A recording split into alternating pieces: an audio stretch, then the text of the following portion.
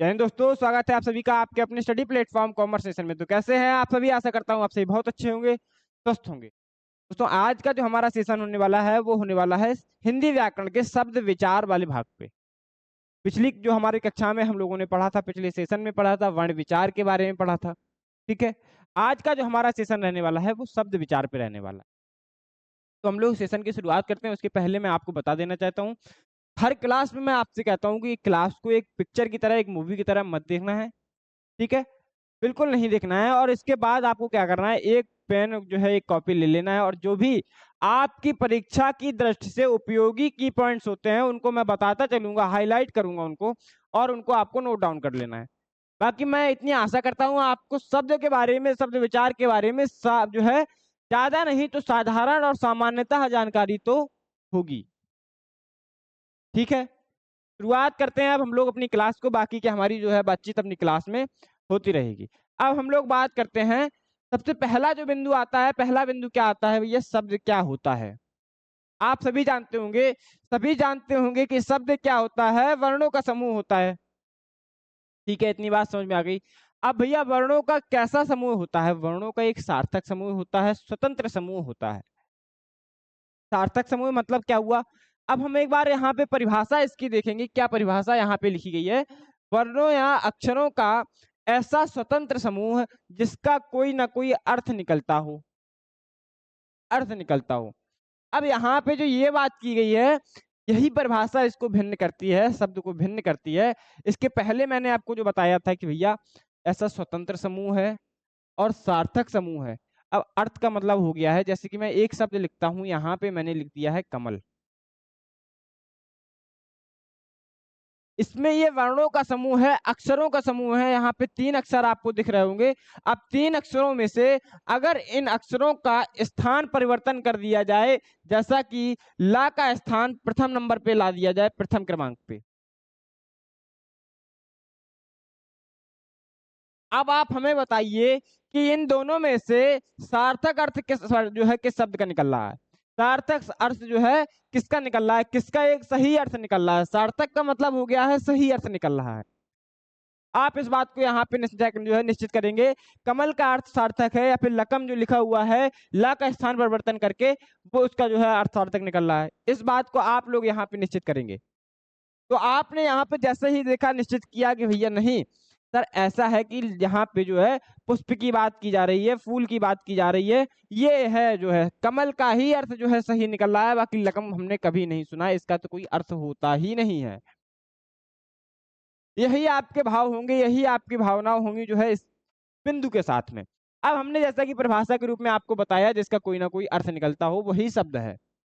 ठीक है, अब भैया शब्द क्या है? अब मैंने एक बिंदु और आपको लिखवाया था। एक बात जो है, जब वर्ण विचार वाली जो आप कक्षा देख के आए, सबसे पहले तो मैं कहूंगा कि आप सबसे पहले पिछली जो क्लासेस हो गई हैं सबको एक बार जो है देख करके आए। ठीक है, क्योंकि पहली सीढ़ी से जब आप चढ़ते हुए आएंगे, अगर दूसरी और चौथी सीढ़ी जो है सीधे चढ़ने का प्रयास करेंगे तो हो सकता है आपको परेशानी आए। ठीक है, तो इसलिए आप धीरे धीरे से अपने क्रम को आगे बढ़ाइए, पहली सीढ़ी से दूसरी पे और दूसरी से आगे बढ़ेंगे। ठीक है, तो पहली कक्षा को देखते हुए दूसरी को देखते हुए लगातार जो है क्रम से सारी कक्षाएं को जो है आपको देखना है और समझना है। ठीक है, तो भैया जैसा कि मैंने आपको बताया था कि शब्द होता क्या है, सबसे पहले मैंने एक बिंदु बताया था कि भैया भाषा की जो है सबसे छोटी इकाई क्या होती है। तो आपको तुरंत याद जो है आ गया होगा कि सर आपने बताया था वर्ण होती है, लेकिन वर्ण सबसे छोटी कौन सी इकाई होती है ये भी तो मैंने बताया था। ये क्या आपको याद है? ये क्या आपको याद है? तो भैया याद है। ठीक है, एक बात बताई गई, वर्ण जो है भाषा की सबसे छोटी लिखित इकाई है। लिखित इकाई, क्या बताया गया? भाषा की सबसे छोटी लिखित इकाई जो है वो आपकी हो गई है वर्ण। ठीक है, इतनी बात। और जो आपकी मौखिक इकाई भाषा की सबसे छोटी होती है वो होती है ध्वनि। यही पढ़ा था, यही जाना था, यही समझा था ना? ठीक है, अब बात आती है शब्द के बारे में। तो मैंने आपको बताया था भैया अक्षरों का समूह है शब्द, लेकिन शब्द, अब मैं आपसे एक प्रश्न करता हूं यहां पर कि भैया अर्थ के आधार पर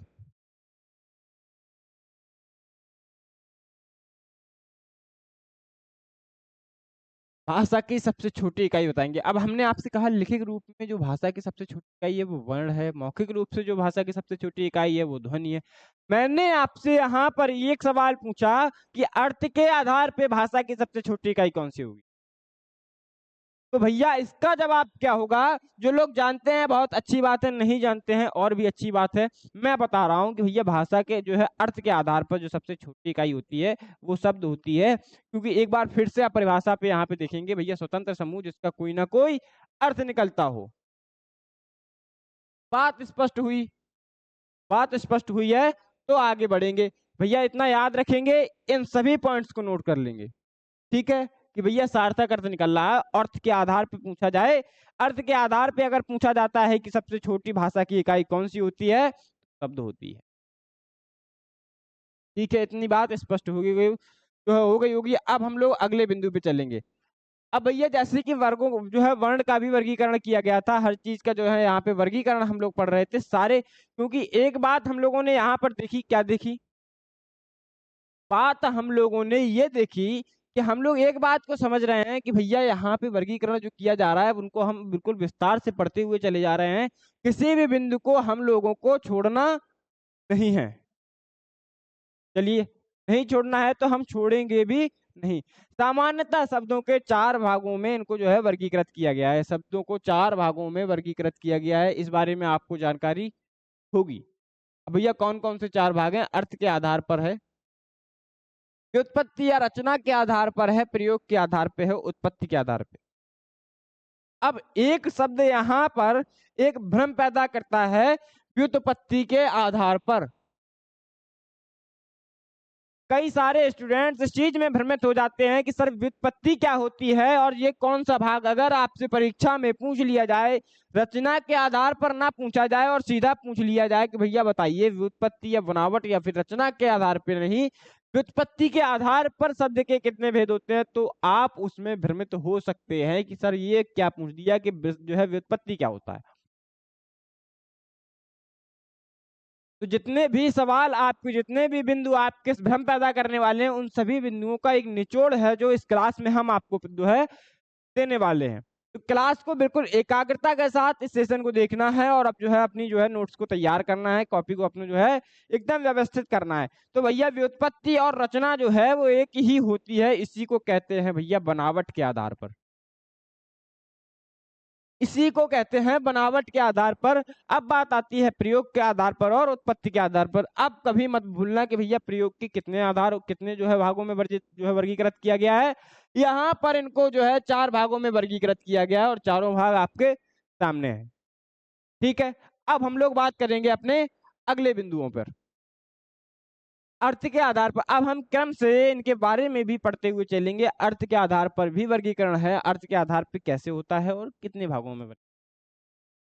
पहला जो बिंदु आता है, हमारा पहला बिंदु आया अर्थ के आधार पर शब्दों का वर्गीकरण। तो भैया अर्थ के आधार पर शब्दों का 2 भागों में वर्गीकरण किया गया। कौन कौन से 2 भाग हैं? सार्थक शब्द आया, निरर्थक शब्द आया। मतलब क्या समझे? मतलब हम यहाँ पर यही समझे, सार्थक शब्द क्या होता है, शब्द की परिभाषा में मैंने आपको क्या बताया था कि भैया जिसका कोई ना कोई सही अर्थ निकल रहा है वही होगा आपका सार्थ जो है शब्द। ठीक है, लेकिन लेकिन एक परिभाषा में इस पॉइंट दिया गया था, एक बिंदु दिया गया था कि भैया वर्णों के मेल से जो बना होता है वो शब्द होता है। इस बात को भी हम मानते हैं, जैसे कि हमने उदाहरण आपको दिया था कमल का और लकम का। तो इस उदाहरण से क्या समझते हैं, वर्णों का, अक्षरों का समूह ये भी है, अक्षरों का समूह यहाँ पर भी है, तो भैया इसका एक सही अर्थ निकल रहा है परंतु इसका एक सही अर्थ नहीं निकल रहा है। इसके बारे में भी हम सार्थक शब्द और निरर्थक शब्द के बारे में अभी पढ़ने वाले हैं, अभी पढ़ने वाले हैं। अब बात आती है व्युत्पत्ति या रचना के आधार पर शब्दों के वर्गीकरण। तो व्युत्पत्ति और रचना के आधार पर शब्दों के 3 भागों में यहाँ पर वर्गीकरण किया गया है। कौन कौन से 3 भाग हैं? कौन कौन से 3 भाग हैं भैया? यहाँ पर देखेंगे रूढ़ या मूल शब्द हैं, यौगिक शब्द हैं और योग रूढ़ शब्द हैं, यही तो होते हैं। ठीक है, इसके बारे में भी हमने जान लिया। अब यहाँ पर एक बात आती है, प्रयोग के आधार पर शब्दों का वर्गीकरण जो होता है वो 2 प्रकार से होता है, विकारी शब्द होता है, अविकारी शब्द होता है। ठीक है। विकारी शब्द होता है, अविकारी शब्द होता है। जो प्रयोग के आधार पर आपके शब्दों का वर्गीकरण किया गया है वो दो प्रकार से होता है। अब उत्पत्ति के आधार पर होता है, तो उत्पत्ति के आधार पर शब्दों का यहाँ पे चार भागों में वर्गीकरण किया गया है। तत्सम शब्द है, तत्शब्द जो है तद्भव है, देशज है और विदेशज है। आप इनके चारों भागों से आशा करता हूं कि परिचित तो होंगे।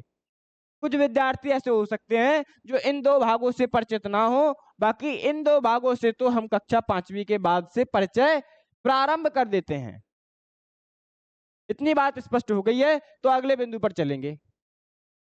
मैंने कहा था हम लोग एकदम ऐसे पढ़ेंगे कक्षा को, इतनी बारीकी के साथ पढ़ेंगे, इतनी जो है एकाग्रता के साथ पढ़ेंगे कि हमें दोबारा कभी इस बारे में पढ़ने की आवश्यकता ना पड़े। ठीक है। अर्थ के आधार पर दो भेद हो रहे थे, सार्थक शब्द और निरर्थक शब्द। अब हमारा जो पहला बिंदु आया है, सार्थक शब्द भैया बोला गया वे शब्द जिनका कोई सही अर्थ निकल रहा हो। क्या अर्थ निकल रहा हो? सार्थक का मतलब क्या होता है आप सभी जानते होंगे। सार्थक का मतलब होता है सही अर्थ प्रदान करने वाला, सही अर्थ प्रदान करने वाला।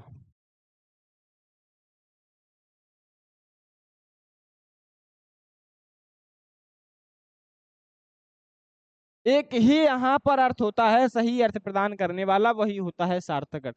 जैसा कि मैंने आपको बताया था कमल और लकम के उदाहरण में, भैया कमल एक हमें सार्थक अर्थ प्रदान कर रहा था, तो कमल क्या हो जाएगा? एक सार्थक शब्द हो जाएगा। और जो दूसरा हमने आपको प्रकार बताया था, दूसरा जो आपको उदाहरण बताया था कि लकम, ला का स्थान जो परिवर्तन करके एक शब्द बनाया था, वो भैया निरर्थक शब्द कैसे हो जाएगा? अब हम बात समझते हैं। अब सार्थक शब्दों के भी कौन कौन से भेद होते हैं? पर्यायवाची शब्द हैं, विलोम या विपरीतार्थक शब्द हैं, एकार्थक शब्द हैं, अनेकार्थक शब्द हैं, अनेकार्थी शब्द हैं। आप क्या इस बात से परिचित थे, इस बात से वाकिफ थे कि भैया पर्यायवाची, विलोम, एकार्थी, समानार्थी जो है अनेकार्थी, कि किसके भेद होते हैं, ये क्या होते हैं? आप सभी तो बचपन से सिर्फ यही पढ़ते चले आए हैं कि पर्यायवाची शब्द कुछ होते हैं, कुछ अनेकार्थी शब्द होते हैं, कुछ एकार्थी शब्द होते हैं और विलोम शब्द होते हैं। लेकिन आज इस बात को हमने जो है तय कर दिया, निश्चित कर लिया भैया, हमने जान लिया कि ये सार्थक शब्द के भेद होते हैं, जो कि अर्थ के आधार पर इसका वर्गीकरण किया गया है। और जो है दो भागों में वर्गीकरण है, सार्थक और निरर्थक। इतनी बात स्पष्ट हो गई है, तो भैया अगले बिंदुओं पर चलेंगे अब हम लोग। पर्यायवाची शब्द क्या होते हैं? पहला बिंदु जो आता है पर्यायवाची सार्थक शब्द के अंदर, अब हम लोग एक एक बिंदु के बारे में बहुत अच्छे से जान रहे हैं और समझ रहे हैं। पर्यायवाची शब्द क्या होता है? वे शब्द जो समान अर्थ बताते हैं पर्यायवाची शब्द कहलाते हैं। कैसा? आप सभी पर्यायवाची शब्द के बारे में बहुत अच्छे से जानते हैं। उदाहरण आप अगर चाहें तो हम एक उदाहरण दे देते हैं। काम, काम का आपको उदाहरण दे दिया। अब काम को हम अगर कार्य लिख दें, तो भैया ये कार्य क्या हो जाएगा? काम का पर्यायवाची हो जाएगा,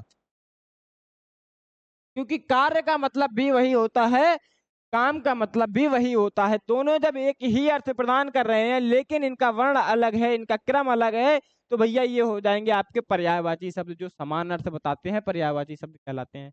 एक उदाहरण से समझ लिया। अब बात आती है विलोम और विपरीतार्थक। तो भैया विपरीतार्थक जो हमने यहाँ पे शब्द का प्रयोग किया है, वो इसीलिए किया है कि इसमें भी भ्रम आपके मन उत्पन्न हो जाता है कि भैया विपरीतार्थक हमने अभी जो है बहुत कम कहीं देखा है लिखा हुआ, लेकिन आपको इसीलिए यहाँ पर लिखा गया है विपरीतार्थक और विलोम शब्द एक ही होता है। विपरीतार्थक का मतलब हो गया है विपरीत अर्थ प्रकट करने वाला।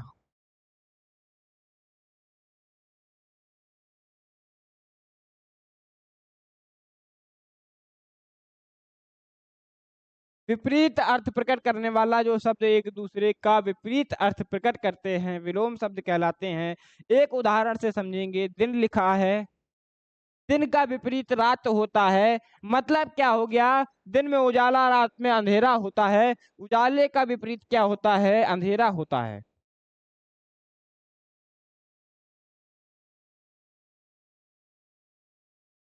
उजाले का विपरीत क्या होता है? अंधेरा होता है। दिन का विपरीत रात होता है, रात का विपरीत दिन होता है। तो भैया इसमें क्या समझे? एक दूसरे का विपरीत अर्थ प्रकट कर रहे हैं। अच्छे का विपरीत बुरा होता है। तो भैया जहां भी विपरीत अर्थ प्रकट करें तो समझ लेना कि विलोम शब्द या विपरीतार्थक शब्द है। चलिए अगले बिंदु पे बात करते हैं एकार्थक शब्द क्या होते हैं, एकार्थी शब्द क्या होते हैं और अनेकार्थी शब्द क्या होते हैं। अब जो एकार्थी शब्द हमारे सामने आ रहे हैं, एकार्थी शब्द के बारे में, एकार्थक शब्द के बारे में जान रहे हैं, जिन शब्दों का केवल एक ही अर्थ होता है, वो होते हैं एकार्थक शब्द। कैसे होते हैं, एक उदाहरण से यहाँ पर भी समझेंगे कि भैया हमने एक बात लिख दी, यहाँ पर लिखा पुस्तक। अब आपसे हम एक सवाल पूछना चाहते हैं कि आप हमें ये बताइए, पुस्तक जो हमने शब्द लिखा, इस पुस्तक शब्द का कोई अन्य अर्थ भी होता है क्या? एक और, हमने दिन लिख दिया, हमने रात लिख दिया। अब आप हमें ये बताइए, इस पुस्तक का, इस दिन का, इस रात का कोई अन्य अर्थ भी होता है क्या? नहीं होता है। पुस्तक का मतलब सिर्फ पुस्तक होता है, किताब होता है, किताब का मतलब भी वही होता है जो पुस्तक का मतलब होता है। दिन का मतलब दिवस हो गया, या फिर उसका भी मतलब वही होता है जो दिन का मतलब होता है। भैया एक अर्थ के अलावा दूसरा कोई अर्थ निकलता ही नहीं है। क्या होता है वो? वही होता है आपका एकार्थक, एकार्थी शब्द। ठीक है, कहीं कहीं पर आपको एकार्थी शब्द का हुआ मिल जाएगा। ठीक है, एकार्थी। अब हम लोग बात करने जा रहे हैं अनेकार्थी या अनेकार्थक शब्दों के बारे में। तो भैया एक बिंदु यहाँ पर भी देखेंगे, जो शब्द एक से अधिक अर्थ प्रकट करते हैं। एकार्थक के बारे में हम लोग क्या समझ रहे थे, एक ही अर्थ प्रदान कर रहे थे। ठीक है, कहाँ से देखे थे, पुस्तक का, दिन का और रात का, एक के अलावा कोई दूसरा अर्थ निकल ही नहीं रहा था। अब अनेकार्थी शब्द के बारे में बात करेंगे, तो यहाँ पर अगर हम ले लिए हैं, एक शब्द लिख दिया काम, काम। अब बात समझना, यहाँ पे एक ऐसा उदाहरण हम जो है हमने आप सभी के समक्ष रखा है, जिसको देख करके आपको यहाँ पर भी भ्रम पैदा हो गया होगा। काम का मतलब भी तो कार्य ही होता है। ठीक है, काम का मतलब भी तो कार्य ही होता है, लेकिन काम का एक और मतलब होता है। क्या मतलब होता है?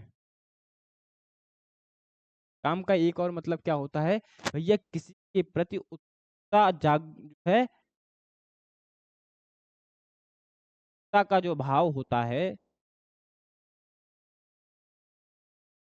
आप सभी के लिए इसीलिए मैंने ये उदाहरण रखा है कि भैया कोई निम्न स्तर का उदाहरण रख के उच्च स्तर का उदाहरण रख दिया जाए, जिससे आपके मन में जो सवाल हो कि भैया आप उस काम को जानते होंगे। काम का मतलब होता है किसी के प्रति उत्सुकता का भाव।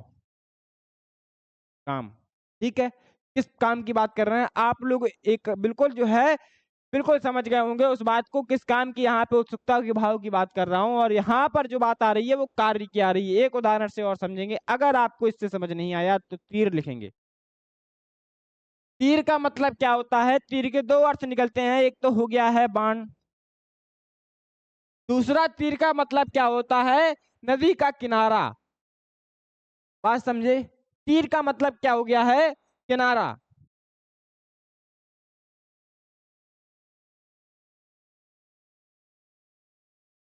शब्द एक ही है, दो अर्थ निकल रहे हैं, दो से अधिक अर्थ भी निकल सकते हैं। तो भैया इन्हें ही कहते हैं अनेकार्थक, अनेकार्थी शब्द। इतनी बात स्पष्ट हो गई होगी, तो हम लोग अगले बिंदु पर चलेंगे। अब अर्थ के आधार पर जो हमारा द्वितीय भेद था, दूसरा भेद था निरर्थक शब्द। तो भैया सार्थक शब्दों में हम लोगों ने पढ़ा था, जिसका सही अर्थ निकल रहा है वो आपका होगा सार्थक शब्द, और जो होगा निरर्थक शब्द उनका कोई सही अर्थ नहीं निकलता है, वो निरर्थक शब्द होते हैं। परंतु इनका भी हिंदी भाषा में प्रयोग होता है, लेकिन कब होता है, स्थानीय वर्ण, स्थानीय जो है भाषा के अनुसार।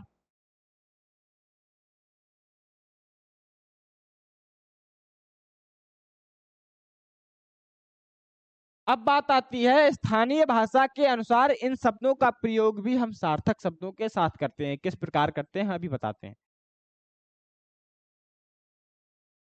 सार्थक शब्दों के साथ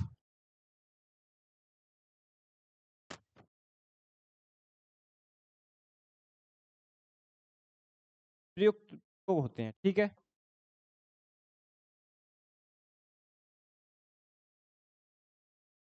स्थानीय भाषा के अनुसार। अब मैंने यहाँ पे कहा खाना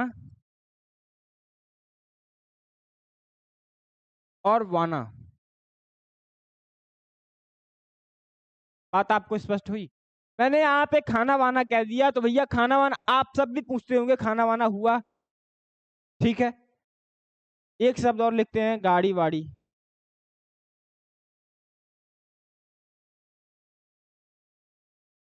इस गाड़ी का सार्थक शब्द निकल रहा है, इस खाना का सार्थक अर्थ निकल रहा है, लेकिन इस वाना का और इस वाड़ी का कोई अर्थ निकल रहा है? बताइए।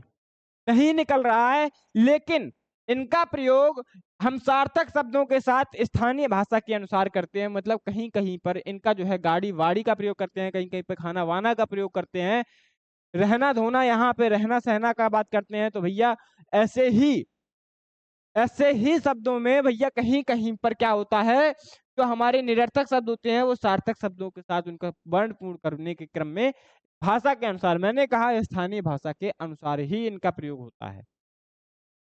ठीक है, इतनी बात आपको स्पष्ट हो। ठीक है, अब हम लोग बात करेंगे व्युत्पत्ति या रचना के आधार पर जो दूसरा हमारा भेद था शब्द का। ठीक है, अर्थ के आधार पे दो भेद हुए थे, जो है सार्थक और निरर्थक शब्द। भैया अब शब्द के दूसरा भेद जो है शब्द का जो है दूसरा प्रकार से वर्गीकरण किया जा रहा था, वो व्युत्पत्ति या रचना के आधार पर किया जा रहा था। वो उसके बारे में हम लोग यहाँ पढ़ेंगे। रूढ़ शब्द हो गए हैं, मूल शब्द हो गए हैं, यौगिक शब्द हो गए और योग रूढ़ शब्द हो गए। अब उनके बारे में हम बहुत अच्छे से जानेंगे और समझेंगे। चलिए हम लोग बात करते हैं रूढ़ या मूल शब्द के बारे में। तो ऐसे शब्द जिनका विशेष अर्थ निकलता है, लेकिन अगर उनका खंडन कर दिया जाए, एक यहाँ पर शर्त रख दी गई, अगर उनका खंडन कर दिया जाए तो वह निरर्थक हो जाते हैं, रूढ़ या मूल शब्द कहलाते हैं। इनका कोई जन्म स्थान प्राचीन, यहाँ पे जन्म स्थान नहीं, जन्म समय उदया समय इनका जो है नहीं, कोई आपका निश्चित नहीं है कि इनका जन्म यहाँ पे कहाँ से हुआ, कैसे हुआ, कैसे उत्पत्ति हुई। ठीक है, एक उदाहरण लेते हैं। धारा ले लिया है, राम ले लिए हैं। इन दोनों उदाहरण से हम लोग समझेंगे। ये भैया आपका रूढ़ शब्द हो गया। कैसे कैसे कहा गया? ऐसे शब्द जिनका विशेष अर्थ निकलता है। भैया धारा है, धारा का मतलब हो गया है किसी चीज की रफ्तार से जो चीज जा रही है। धारा मतलब पानी का बहाव हो गया जैसे, तो वो धारा होगी। राधा क्या हो गया? राधा किसी स्त्री का नाम हो गया है या फिर देवी का नाम हो गया। ठीक है, अब हम लोग इसका खंडन करेंगे। ठीक है, एक बार धारा लिखे, धा को अलग कर दिए, प्लस रा को अलग कर दिए। अब आप हमें बताइए, धा का कोई स्पेशल इसको विशेष अर्थ निकल रहा है, रा का कोई विशेष अर्थ निकल रहा है? तो आप कहेंगे नहीं, इस प्रकार की यहाँ पर कोई भी कंडीशन नहीं है कि हमारा धा का एक कोई विशेष अर्थ निकल रहा हो और रा का कोई अर्थ जो है विशेष अर्थ निकल रहा हो। इसी प्रकार से हम राम का भी वर्गीकरण करेंगे। राम के वर्गीकरण में भी देखेंगे रा का कोई अर्थ निकल रहा है या फिर माँ का कोई अर्थ निकल रहा है, नहीं निकल रहा है। तो ऐसा ही बताया गया कि उनका जो है खंडन कर दिए जाने पर, उसके उनको जो है खंड कर दिए जाने पर वह निरर्थक हो जाते हैं। तो भैया निरर्थक शब्द क्या होते हैं? जिनका कोई अर्थ ही ना निकले। इतनी बात स्पष्ट हुई? इतनी बात स्पष्ट हो गई होगी तो अब हम लोग अगले क्रम में चलेंगे। रूढ़ या मूल शब्द के बारे में हम लोगों ने समझ लिया। इतनी बात बस याद रखना, जो मूल शब्द होते हैं वही होते हैं रूढ़ शब्द। ठीक है, अब हम लोग अगले बिंदु पे बात करेंगे। अब बात आती है यौगिक शब्द के बारे में और योग रूढ़ शब्द के बारे में। यौगिक शब्द क्या होते हैं? यौगिक शब्द से आप लोग समझ गए होंगे कि यौगिक मतलब यहाँ पर मिलाप की बात की जा रही है, जो मेल से बन रहे हैं उनकी बात की जा रही होगी, वही होता है यौगिक। यौगिक की परिभाषा क्या होती है? दो या दो से अधिक वस्तुओं से, पदार्थों से बनी हुई चीज यौगिक कहलाती है। ठीक है, लेकिन यहाँ पर पदार्थ नहीं है, यहाँ पर वस्तुएं भी नहीं है, यहाँ क्या है? शब्दों की बात की जा रही है। दो या दो से अधिक शब्दों से मिलकर के जो बनते हैं वो यौगिक शब्द होते हैं।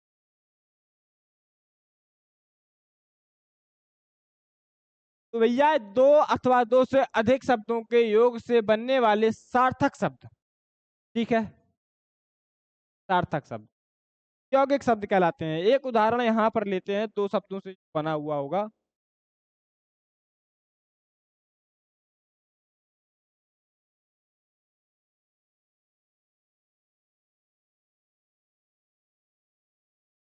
एक उदाहरण मैंने ले लिया महाराणा। महाराणा का हम लोग विच्छेद करेंगे। महा और राणा। महा का मतलब होता है महान,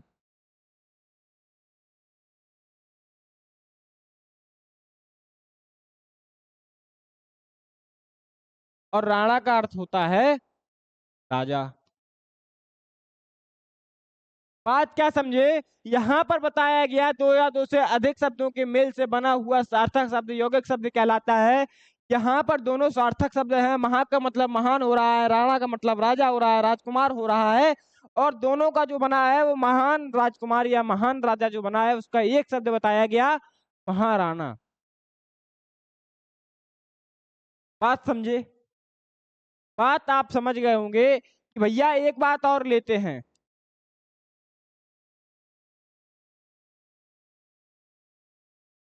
विद्यालय लिया है, विद्यार्थी लिया है।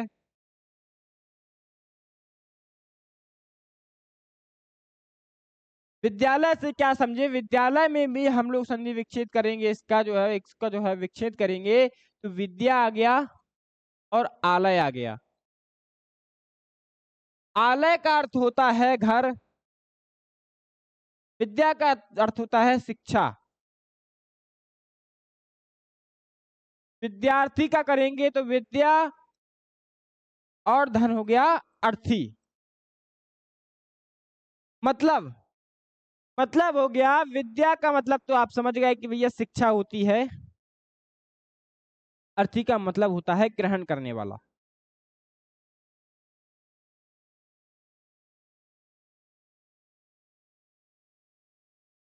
ठीक है, तीन उदाहरण दे करके मैंने जो समझाने का प्रयास किया है, यौगिक शब्द क्या होते हैं?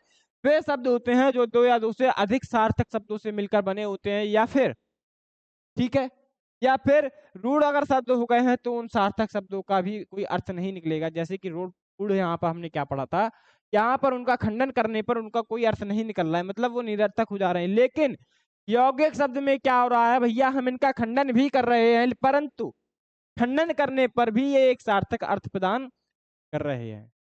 ठीक है, महाराणा महा जो है विद्यालय लिया, विद्या का घर हो गया, जहां पर विद्या का घर है भैया वो हो गया विद्यार्थी का मतलब जो विद्या ग्रहण करते हैं, विद्या का अध्ययन करते हैं, वो आपके विद्यार्थी हो जाएंगे। इतनी बात आपको स्पष्ट हो गई होगी, और यही बात हमारी मुख्य है।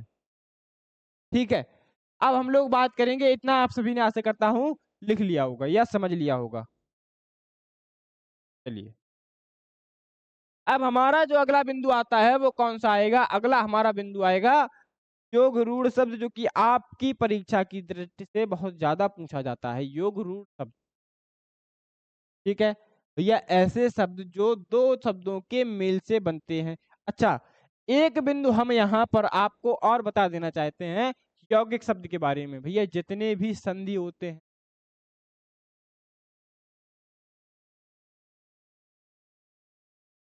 जितने भी समास होते हैं, वो सारे के सारे आपके यौगिक शब्दों के अंदर आ जाते हैं। विद्यालय का हमने यहाँ पर संधि विच्छेद किया था, विद्याधन आलय क्या है? एक संधि शब्द है। बात स्पष्ट हो रही है? भैया दीर्घ संधि है विद्याधन आलय, तो भैया आ धन आ मिलकर के एक बड़ा आ का प्रयोग हो रहा है, और विद्या और आलय दो शब्दों का मेल हुआ है, तो भैया संधि शब्द हो गया है। अब बात करते हैं समास के बारे में। जितने भी समास होंगे, जितने भी संधि शब्द होंगे, क्या होंगे? यौगिक शब्दों के अंदर प्रयोग किए जाते हैं। बात स्पष्ट हो रही है? बात आपको स्पष्ट हो गई होगी। ये बिंदु आप जरूर यहाँ पर लिख लेंगे, और यही बिंदु आपका में मुख्य है। अब हम लोग बात करेंगे योग रूढ़ शब्द के बारे में। ऐसे शब्द जो दो या दो से अधिक शब्दों के मेल से तो बनते हैं, परंतु बनने पर एक विशेष अर्थ प्रकट करते हैं। एक बिंदु और यहाँ पर लिखेंगे, वो बिंदु क्या होता है? यहाँ पर ये यौगिक शब्द भी होते हैं।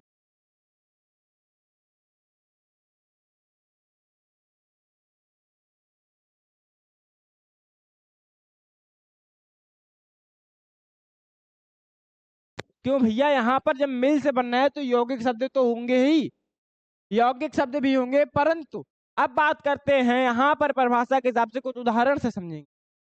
हर चीज को हम लोग एक उदाहरण से समझने यहाँ पर समझने का प्रयास करते हैं कि भैया हमने एक लिख लिया यहाँ पर उदाहरण चतुर्भुज। एक उदाहरण हम लोग लिखे,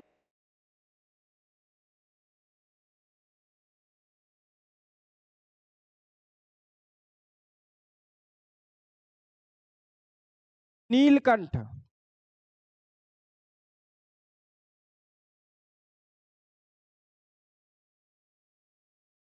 एक उदाहरण यहाँ पर लिख लीजिए, दशानन। यहाँ पर नीलकंठ लिखा, चतुर्भुज लिखा, दशानन लिखा, क्या मतलब समझ रहे हैं? नीलकंठ में क्या दो शब्द नहीं है? चतुर्भुज में क्या दो शब्द नहीं है? दशानन में क्या दो शब्द नहीं है? सर हैं, नीला और कंठ। चतुर्भुज में चार और भुजाएं, 10 में दशानन और 10 में दशानन में क्या आ रहा है? 10 और आनन। मतलब क्या हुआ? इन शब्द जो है उदाहरणों कर देने का हमारा यही मकसद था, यही जो है प्रयोग यही है कि भैया नीला है जिसका कंठ। एक उदाहरण यहाँ से इसका अर्थ क्या निकल रहा है? जिसका नीला है का कंठ।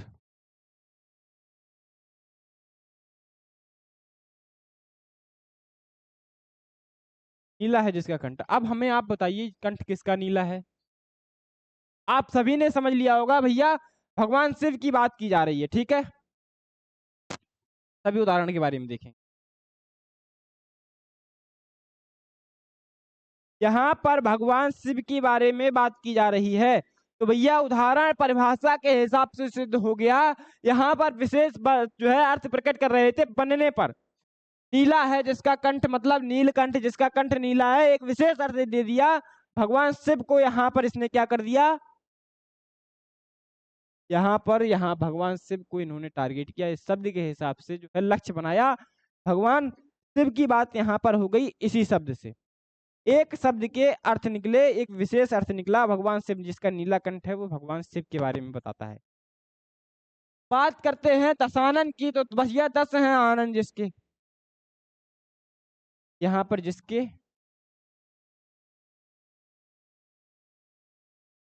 10 सिर होते हैं। भैया 10 सिर किसके होते हैं? आपके जानकारी में कोई है इसका जिसके 10 सिर हैं? बताइए, आपकी जानकारी में अगर कोई हो तो बताइए, नहीं है तो मैं बता देता हूं, मेरी जानकारी में है। एक बात आती है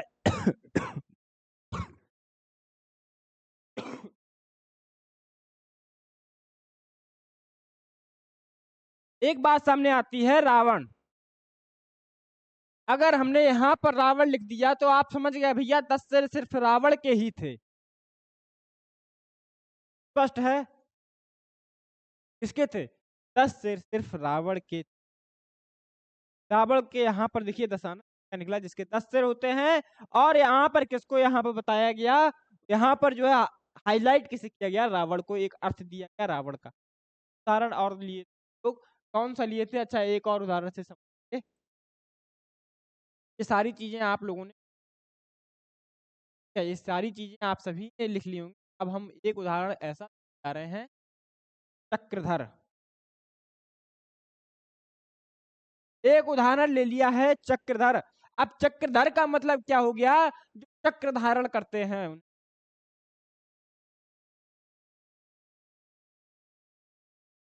चक्र धारण करते हैं,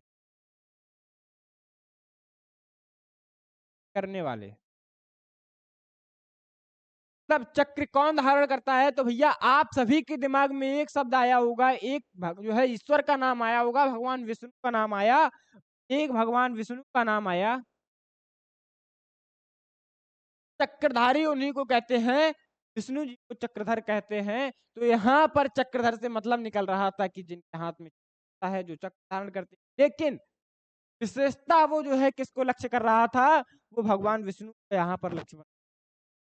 एक अर्थ विशेष क्या निकला? भगवान विष्णु। यहाँ पर क्या निकला? रावण निकला, यहाँ पर शिव निकला। तो भैया उदाहरण से योग रूढ़ शब्द के बारे में आपको जानकारी होगी। कार का कोई भ्रम, कोई भी डाउट आपके मन में अब नहीं रहा।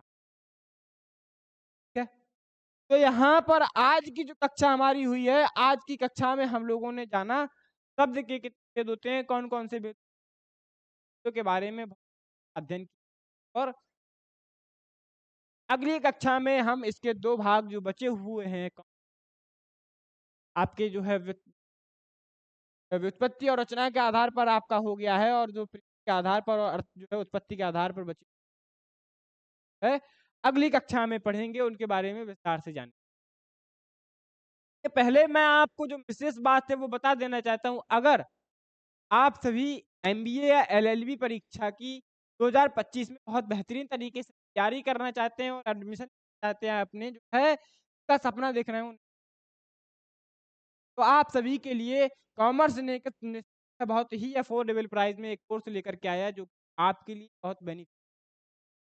कोर्स में हम आपको कंप्लीट नोट्स, हर सब्जेक्ट आपको नोट्स प्रोवाइड करते हैं, जिसे पढ़ करके आप अपने परीक्षा के लिए बिल्कुल जो है तय हो जाएंगे, एकदम तो हो जाएंगे यार है। और लाइव एंड रिकॉर्डेड क्लासेज आपको लेक्चर्स प्रोवाइड किए जाए, आपको जो है प्रोवाइड किया। और बात आती है प्रीमियम व्हाट्सएप ग्रुप, जो आपके लिए सबसे ज्यादा विशेष है और जो कहीं नहीं होता है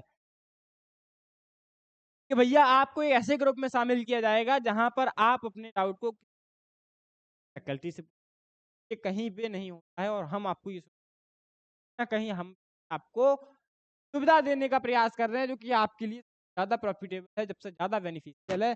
और बात आती है टॉपिक वाइज, सब्जेक्ट वाइज, हर सब्जेक्ट आपको परीक्षा तक कोई भी प्रकार की समस्या नहीं आने नहीं लगती। टेस्ट सीरीज मतलब एनटीए का जो एग्जाम आपका कंडक्ट कराया जाएगा, उसी एग्जाम के as it is same exam हम लोग कंडक्ट कराते हैं, कि आपको वहां जाकर के परीक्षा में कुछ नया महसूस, आपको ऐसा हम पहले ही, या अगर आप अपनी तैयारी को बहुत बेहतर तरीके से करना चाहते हैं, मात्र 1999 रुपीज आपको कोर्स दिया गया है, तो आप इसको जाकर के परचेज करके अदर इन्फॉर्मेशन के डिस्क्रिप्शन बॉक्स में एक नंबर दिया होगा, उस नंबर पे आप जो है यहाँ पर ये दो 7 and 12 MBA and LL course code आपका बहुत ज्यादा महत्व है। दोस्तों आज की कक्षा को हम लोग यहीं पे करते हैं समाप्त, और मिलते हैं अपनी अगली कक्षा अगले सेशन।